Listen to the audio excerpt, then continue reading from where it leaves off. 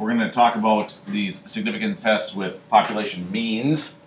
It's the same as before in the proportions, four-step process. You state what's going on. Your null is that the mean is something. Your alternative is that the mean is greater than something, less than something, or not equal to something. When you plan some differences between proportions and means, is that you're going to say you're taking a one-sample t-test for mu instead of z-test for p. The simple random sample is the same as before, and when it's normal, they'll either say it's normal or we're going to use the central limit theorem with these means. It has to be greater than or equal to 30. Remember that if it's not, you want to show that. You could use dot plots, you could use histograms, you could use box and whisker if you want to show that with outliers and skewness. And then independence, it's the same with the population. It has to be 10 times your sample. Then when you do your test statistic, we're using a t-test because we're not going to know the standard deviation of the population. So it's your x bar minus from your mu, bless you, and then the standard deviation over the square root of n, just like we've used before last term. We're going to find that p-value based on the z that we find, and then we draw our conclusion, which works the same way as it did with our proportions. Bless you. So let's try one. In example number 1, every road has, at some point in time, construction zones and has slower speed limits. To see if the drivers obey these lower speed limits, a police officer uses a radar gun and measures in miles per hour a random sample of 10 drivers. Notice that that's less than 30, so we're going to have to draw a picture.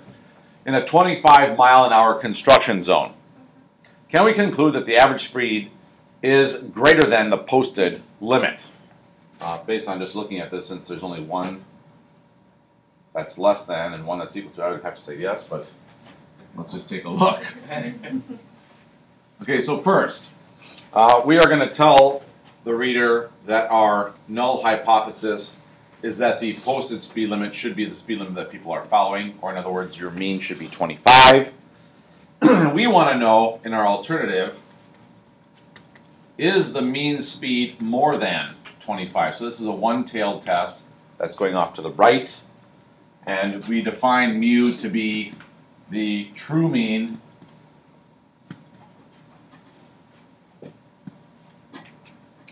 speed of drivers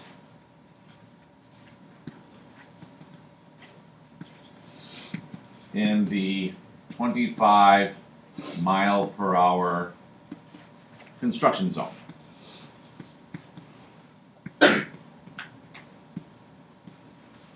So in the past, when I used to teach this, we used to say HO was something and then we'd write that all out in words. We used to say HA was something, we'd write that all out in words. Now, if you say what it is in symbols and then just define what the symbol is, you're good to go.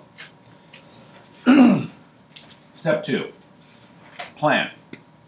So in step 2, we will do a one sample t test for, now it's mu. Did they tell us our significance level? No. So at alpha equals 0.05. They told us that we have a random sample of 10 drivers.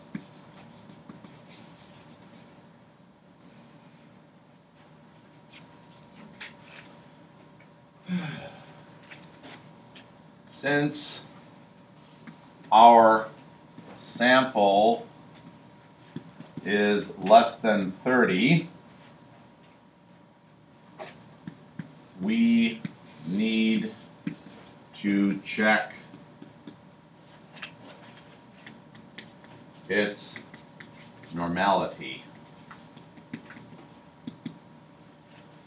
You haven't got a single t-test problem that has doing this. Good observation, Sam. Thank you. So let's do a dot plot in this one just to see what happens.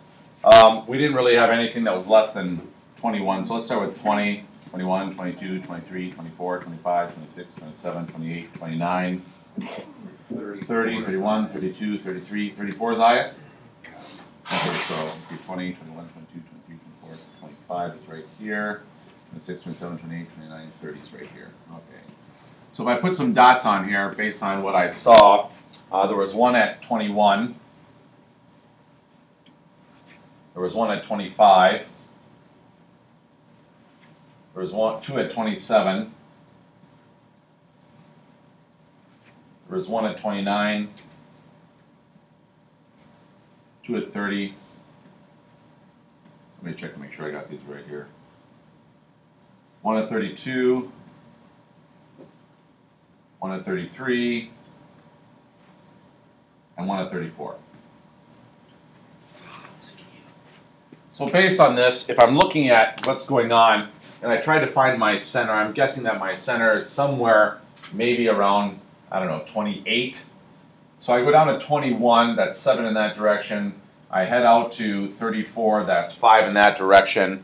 It may look like it's skewed to the left, but if you look at how the data is pulled, the center is right around here, 2 dots one side, 3 on the other. From the center area, maybe 28, it's 5 in one direction, 7. There might be a slight skewness, but not enough to make us concerned. So I guess I would say the dot plot, first of all, does not show outliers and possible slight skew left. We will, and this often happens, assume the sample is approximately normal. So in your statements, what you should do, in my opinion, is pretty much almost no matter what you see, we are going to do this. Assume it's approximately normal. Because if we can't really, in an FRQ, you're not going to be doing any math after that. So generally speaking, even if there's a skewness, if it's a little bit of a skew, but there's for sure no outliers, we're going to perform the test. And I'm running out of room. Great. That's nice. All right. So let's see. We need to also check for independence, right? So, oh shoot.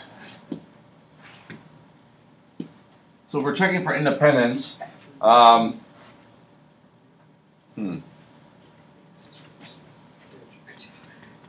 it is reasonable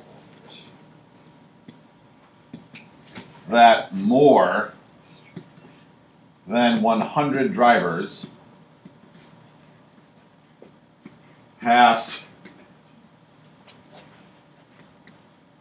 through the zone, so independence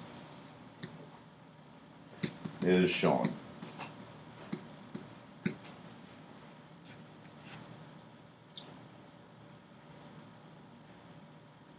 And this is again talking about how the number of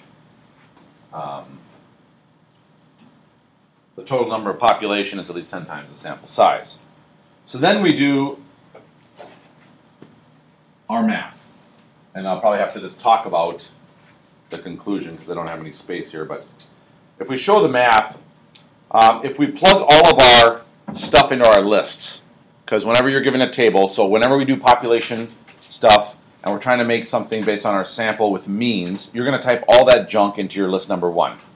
And that's when we go stat, calc, enter, enter, and we see all of the information based on that. Do you guys remember that from last time we did this stuff?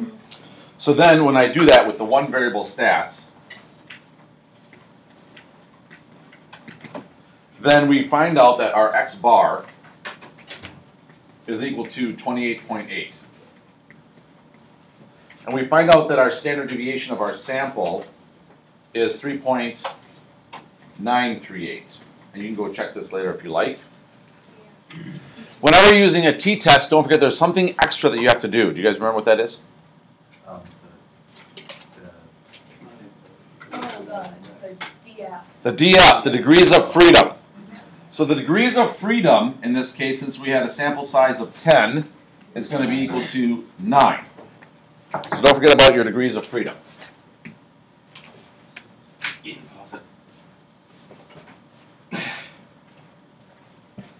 This, we're going to have to find our t-value. So to find our t-value is going to be equal to 28.8, which was our sample mean, minus the 25, which is our mean that we're assuming to be true, divided by 3.938 over the square root of our sample size, which was 10. So we get 3.05. So what we're looking for is the probability that our t is more than this 3.05.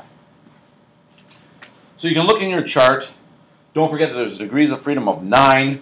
When you look in your chart, you find out your p-value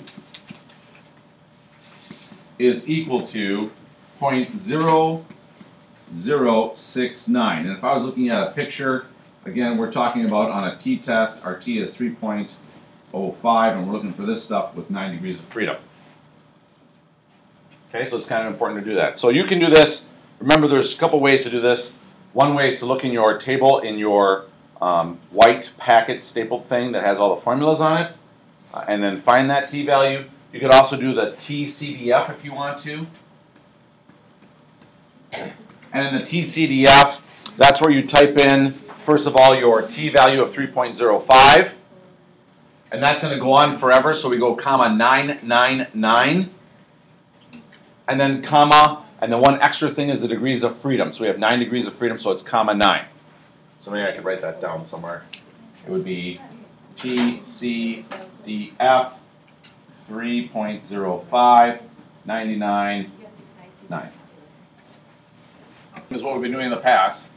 So our last step is to talk about our conclusion. And we would say our sample mean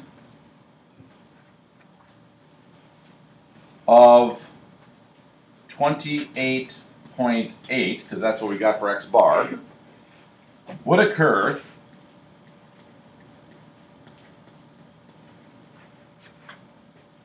.69%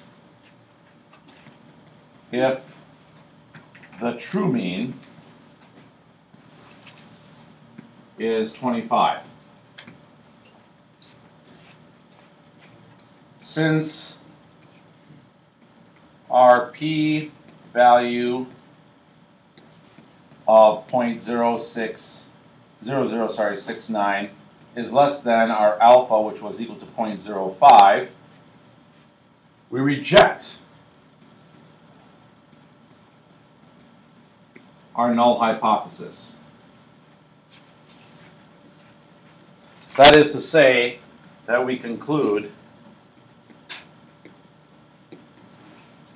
that the average speed in the construction zone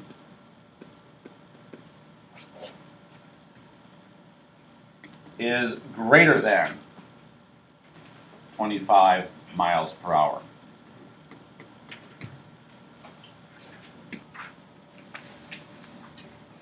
Says, given your conclusion, what kind of a mistake could we have made? Type 1. Type 1. So if we reject and we're wrong, that's called a type 1 error. So that means that we concluded that the speed of the drivers was greater when in fact it wasn't. And that's the only kind of error we could have made based on our conclusion.